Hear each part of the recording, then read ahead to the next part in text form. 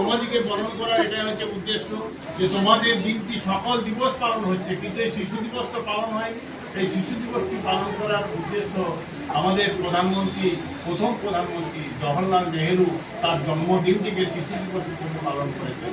তা তিনি বলেছেন প্রত্যেকটা শিশুরই একটা অধিকার থাকা দরকার যে আমাদেরও এই শিশু দিবস পালন করা হোক, সেই জন্য এই দিনটি আজকে পালন করা হচ্ছে। সেই সম্বন্ধে আমি দু চারটা কথা বলব।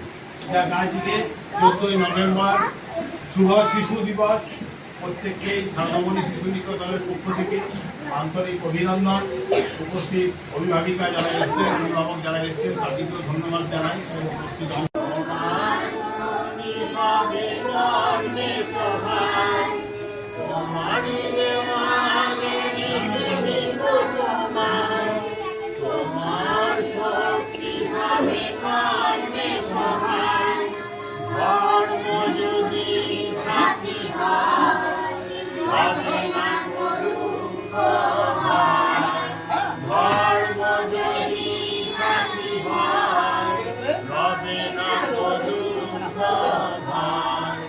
বিপদে পড়িলে তুমি